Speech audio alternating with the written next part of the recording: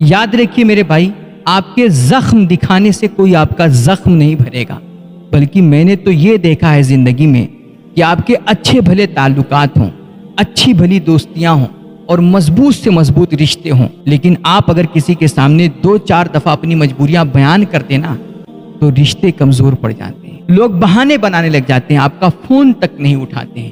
اس لیے میرے بھائی، آپ اپنی زندگی کے تمام معاملات، ساری توجہات اور اپنی زندگی کی تمام ضروریات کا مدار صرف اور صرف اپنے رب رسول کی ذات کو بنائیں، اور اس انداز سے بنائیں کہ کون دیتا ہے دینے کو منہ چاہیے، دینے والا ہے سچا ہمارا نبی۔ جب رب رسول کی ذات پر بندے کا ایمان ہوتا ہے نا، اس کا توکل ہوتا ہے اور اس کا یقین مضبوط ہوتا ہے، تو یہ یقین اندر سے بندے کو مضبوط رکھتا ہے، اس کو کھڑا رکھتا ہے، اس کو جوان رکھتا ہے۔ یہ رب رسول پر ایمان بندے کو کبھی گرنے نہیں دیتا ہے، کبھی ٹوٹنے نہیں دیتا ہے، ورنہ وہ شخص سر تباہ ہو جاتا ہے، اس کے پاس کچھ نہیں ہوتا ہے، وہ نرا کنگال ہوتا ہے جس کے پاس یقین کی دولت نہ ہو، جس کا اپنے رب رسول کی ذات پر ایمان نہ ہو۔ یہ ایمان کی کمزوری ہی ہے کہ میرے نبی علیہ السلام نے ارشاد فرمایا تھا کہ تم سچ بول کر کے تجارت کرنا، اللہ تمہاری تھوڑی سی تجارت میں ڈھیروں برکتیں عطا فرمائے گا۔ لیکن آج ہماری قوم کا تاجر، ہماری قوم کا بزنس مین اور دھندا کرنے والا بندہ بولتا ہے کہ حضرت جب تک جھوٹ نہ بولو کام ہی نہیں چلتا ہے، دھندا ہی نہیں چلتا۔ اور یہ تو بے یقینی اور ایمان کی کمزوری کی حد ہو گئی، انتہا ہو گئی کہ ایک مذہبی اسٹیج پہ بیٹھا شخص بھی یہ کہتا ہے کہ جب تک اکاؤنٹ میں پیسے نہیں ڈالو گے میری گاڑی نہیں چلے گی۔ اللہ اکبر! اس قدر کمزور نظریہ، اس قدر بے ایمانی، خدا را یار واپس لوٹیں۔ گردن کو جھکا دیتا ہے یہ خیرات کا پتھر، جہاں میں مانگنے والوں کے سر اونچے نہیں ہوتے۔ یار اپنے اندر خودداری پیدا کریں، اپنے اندر غیرت پیدا کریں، اور پھر دیکھنا ایک وقت آئے گا کہ آپ آگے آگے بھاگ رہے ہوں گے اور دولت آپ کے پیچھے پیچھے دوڑ رہی ہوگی۔ یقین بہت ضروری ہے زندگی میں سر۔ جب تک ہمارے اندر یقین نہیں ہوگا، رب رسول کی ذات پر بھروسہ نہیں ہوگا، ہم اندر سے کبھی مضبوط نہیں ہو سکتے، ہم کسی محاذ پر ڈٹ نہیں سکتے۔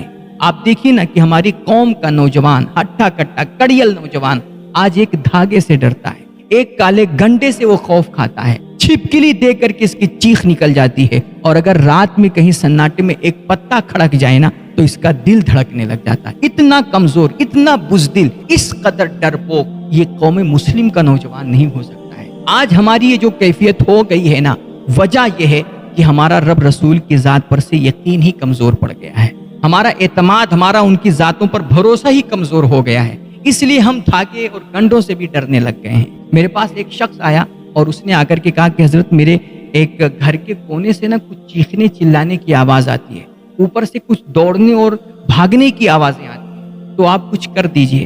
میں نے کہا بھائی میں کیا کروں، آپ پاک صاف رہیے، اپنے گھر والوں کو کہیے کہ وہ پاک صاف رہیں، روزہ نماز کی پابندی کریں اور گھر میں قرآن کی تلاوت کریں، انشاءاللہ اس کی برکت سے یہ کیفیت دور ہو جائے گی، آپ تمام تکلیفوں سے محفوظ ہو جائیں گے۔ تو اس نے کہا کہ حضرت ٹھیک ہے، لیکن آپ کچھ کر دیجئے، آپ کوئی نسخہ دے دیجئے۔ اس کا سمجھنا کہ شاید میں اس کے لیے حرکت نہیں کرنا چاہتا، میں اپنی جان چھڑانا چاہتا ہوں۔ تو اس نے کہا کہ حضرت آپ کچھ کر دیجئے۔ میں نے کہا کیوں؟ آپ کو میرے کیے ہوئے پر، میرے نسخے پر اتنا یقین ہے کہ میرے کرنے سے یہ کیفیت تمہاری دور ہو جائے گی، اور جو نسخہ آپ کے نبی نے آپ کو بتایا ہے کہ آپ کو اس پر وشواس نہیں ہے، آپ کو اس پر یقین نہیں ہے۔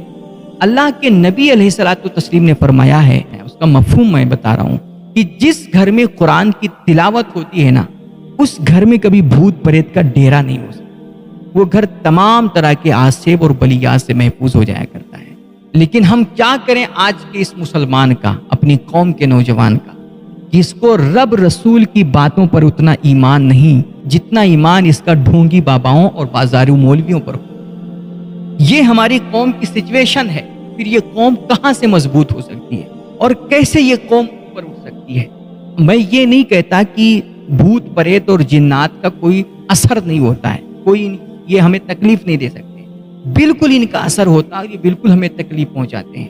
لیکن آپ پانی لیجئے اور پانی کا گھونٹ لینے سے پہلے ایک مرتبہ بسم اللہ پڑھ لیجئے۔